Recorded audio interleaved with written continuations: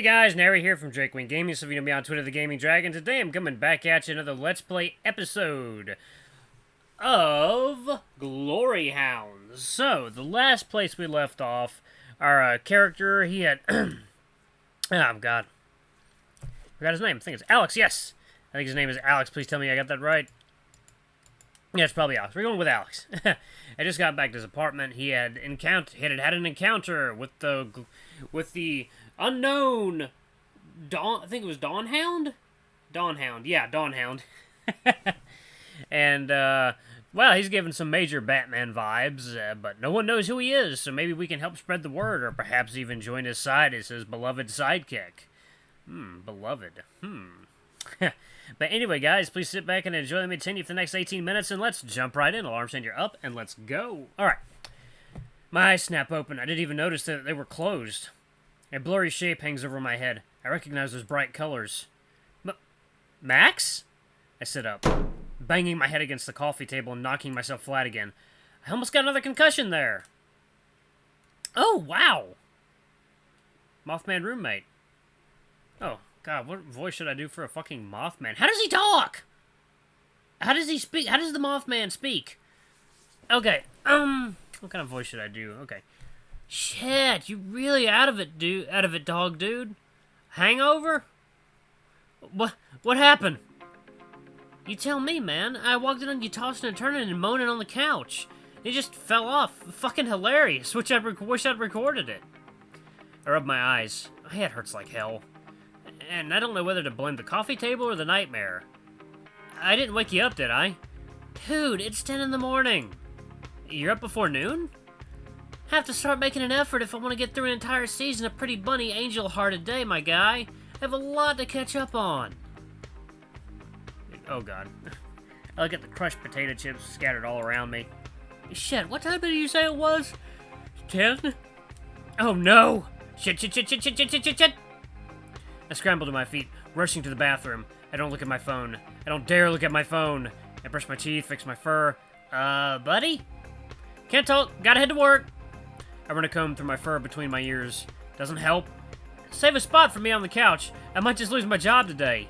Join the club. Do you need me to make dinner tonight? No, please no. I'll just get some takeout. Gotcha. When I decide I look and smell presentable, I rush for the door. Max has already taken his usual spot on the couch, where he'll most likely stay until the sun goes down. Bye! See you later, roomie! Oh, Lord. Poor Alex. He's gonna get it. He's gonna get it. Excuse me, passing through. Hey, watch it. Sorry. Whoever said they hate Mondays has clearly never experienced a Saturday in Shippersburg.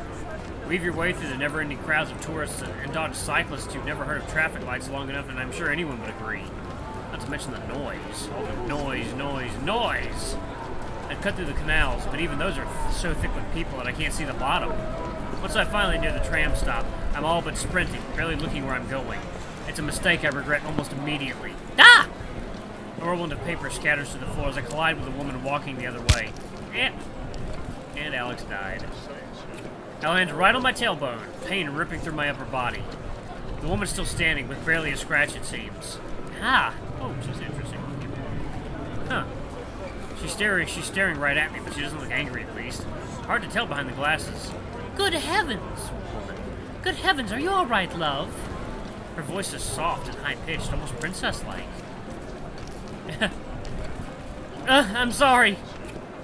I expect to be scolded, but all I hear is a soft giggle. No harm done. It seems we were both a little lost in thought, weren't we? She reaches out, helping me back up. Her grip's pretty strong for such a small lady.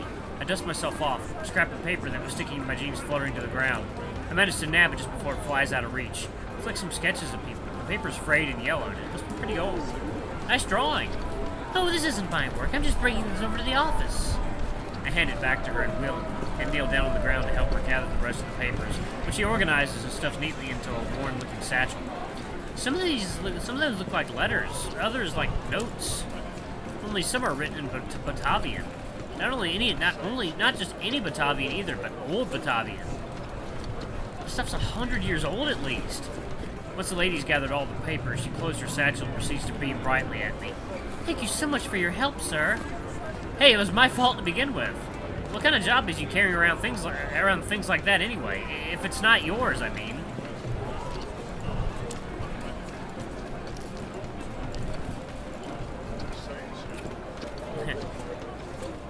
Oh, nothing special, really. I'm the curator of Aqueduct, the art gallery. Wow. Wow. What's her name? Does she know Ongo Gablogian? We have an assortment of works from artists all over the world, past and present, famous and unknown. And nothing special. It sounds like a cushy gig to me. I've heard about it, with the expensive dress, right? The Money Talks gown, yes! Another giggle.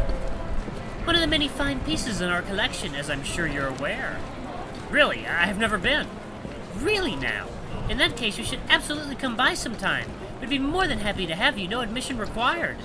But I'm a stranger, isn't that, Oh my gosh, where are my manners? She grabs my hand immediately, shaking it hard. I'm Finna. No last name? I'm Alex.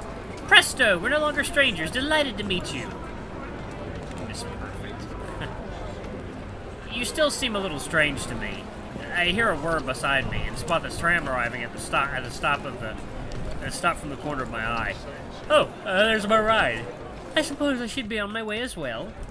She lets go of my hand, and when I open it, sure enough, there's a ticket for two to the art gallery.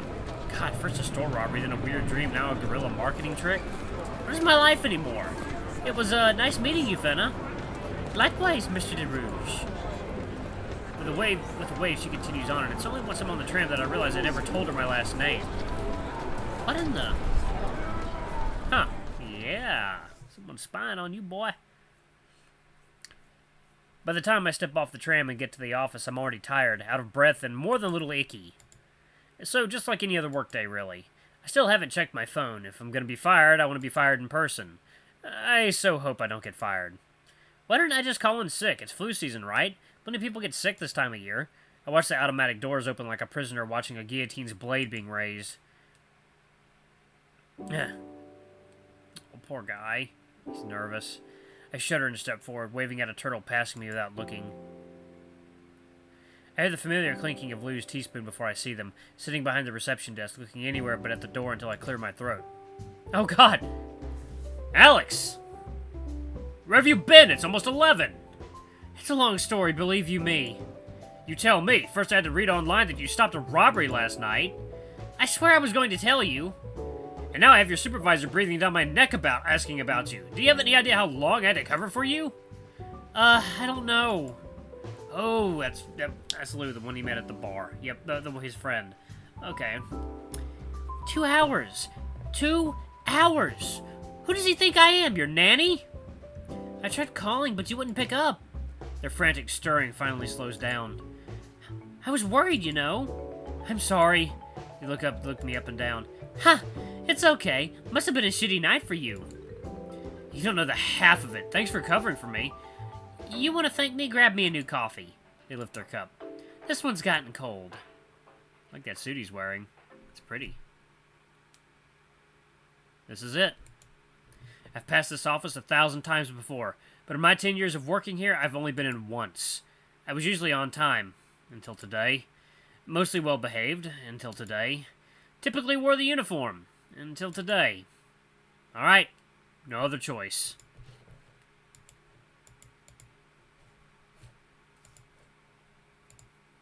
I go in expecting the worst. It turns out even that was optimistic. A few minutes of verbal abuse later, and I find myself in the hallway again. Shit. Oh. Unemployed. Years of loyal service right down the shitter. My ears are still ringing. My supervisor was yelling loud enough for the entire floor to hear. No point sticking around here anymore, I guess. Hope I can somehow avoid Lou on the way out. I'm in no mood to talk to anyone right now. I start to make my way back to the elevator when I notice a guy standing just down the hallway. Oh! A Rottweiler, shorter than I am, but a lot stockier. He's dressed more formally than most of the people around the office, which makes him stand out quite a bit. Great! He'll definitely have heard that little exchange. At least I think so. He's engrossed in a comic book right now, though his eyes do flick in my general direction when I stomp towards him. I really don't feel like talking to anyone. I just want to get to the elevators. Rough day on the job. Great! Just what I was hoping for. He flips another page. It's not an issue I've seen before. Mm-hmm. Want to talk about it? I feel like I know that voice, or rather, I feel like I should know that voice, but I'm so frazzled I can't recall a thing. Not really, no. Weird thing to ask someone you don't know. Is that true? From what I could hear out in the hallway, it got pretty heated in there. Of course he heard it. As if this morning hadn't been humiliating enough already. I got fired, okay? Happy now? He finally looks up from the comic, eyebrows furrowed. Fired? I wasn't expecting... I'm so sorry. Yeah, so if you don't mind, I'm just gonna go home. And shop for a box of tissues and a bucket of ice cream along the way. Maybe 2 buckets. I think they're on sale this week.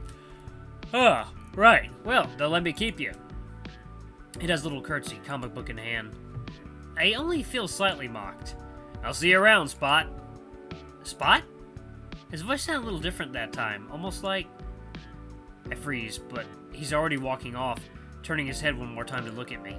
If you're free for the rest of the day, might I suggest visiting Opgadokt? They have a stunning new collection on display that can really turn a bad day around. What? He turns the corner. Hey, wait! I try to follow him, but he's nowhere to be seen. He called me Spot. Surely he couldn't be... Was he the guy from last night? Nothing in that conversation made sense. He looked like he was waiting for me, but how did he know I'd be here? And at this time? I did tell that Hound character I would work in repairs at Brevard. But why would someone like him come here just to gloat about me getting canned? All he did was give me a clumsy, cryptic message. Turn a bad day around.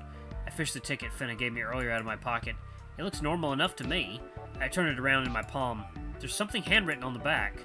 I hadn't noticed it before with all the commotion and getting fired from my lifelong job, but it's definitely there. It's an address in Shippersburg, but not one I know of off the top of my head. Somewhere in the Freshwater District. It's underlined with a fancy signature in 2 words. Signed, D.H. Hound. So definitely the masked gimp suit vigilante. I'm not seriously contemplating going to an address scribbled on the back of a card given to me by a total stranger, am I? Look at my supervisor's office door. Right, nothing like to lose anyway. But first, I'd better stop by reception. Maybe Lou knows something. Company gossip rarely gets past him. Oh. Receptic? No, receptee, that's weird. I approached the reception desk, probably for the last time. Lou was sipping a cup of coffee as always, glued to the reception's holographic screen. I clear my throat. God, he looks so fucking wired. Alex! So how did it go? Let's just say we can hang out a lot more from now on, because my schedule is completely clear for the foreseeable future. They frown. I'm so sorry, Alex. I tried to smooth things over as best I could. I don't know what I'm gonna do now. I can help you look for a job posting later if that helps. There's plenty of people in the city who could use a hand. I'll take just about anything, even your desk job offer. That desperate? Very.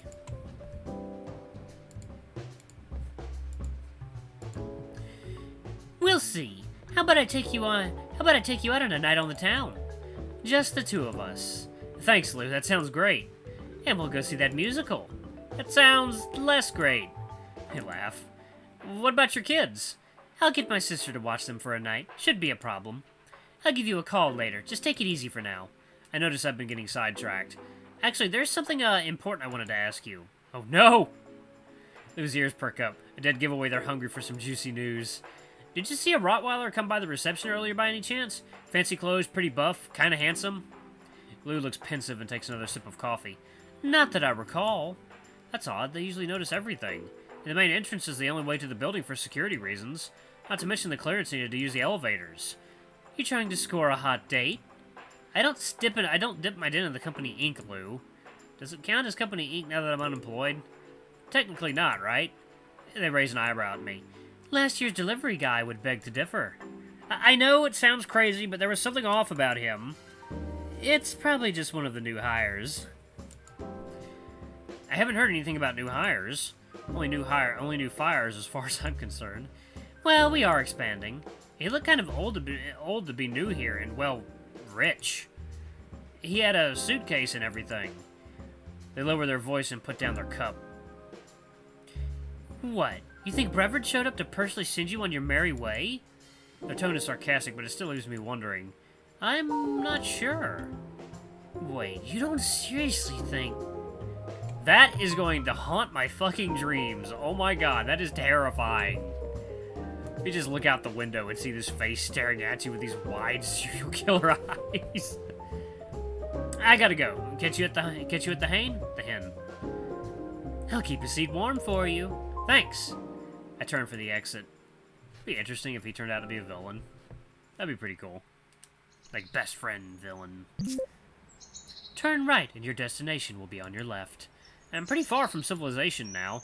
I mean, I'm nearing city limits, nothing but farmland out this way. There weren't even any trains or tram stops nearby either. I had to walk for 30 minutes just to get here. And for what? I don't see anything even remotely resembling a hero's hideout here. Oh my god. Just an ancient-looking house with an overgrown yard behind a rusty old gate. Actually, that's pretty high up on the potential hideout spot list. Still, this is the address written on the ticket. I yanked the gate open. The banshee-like shriek of the old metal is painful. It shuts behind me. I'm turning back now. Walking down the cobblestone path leading up the mansion, I pass statues that have all seen better days. They each depict canines in combat poses, some carrying weapons that have lost their edge. These look older than the stuff I see at the museum. Maybe it's just my nerves, but I feel like they're watching me, judging me. I sure as hell hope this place isn't haunted. Haunted? This place is haunted! I reach the front door, which looks something straight out of a historical drama. It's got no doorbell, just a big old pair of knockers. No signs of life inside from what I can see through the windows. No cars that I can see either. A knock on the door. I must be going insane. Complete silence. Did my GPS lead me astray? I knock again. This time, I swear I can at least hear something inside, barely audible over the sound of the rain starting to trickle out of the sky behind me. I'm about to declare the mission a bust when, with a loud creak, the doors finally open, bathing me in a warm light and bringing me face to face with the largest crow I've ever seen in my life.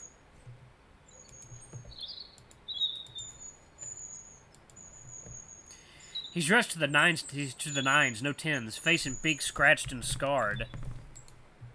His face is framed rather nicely by a pair of glasses. I guess this is the butler.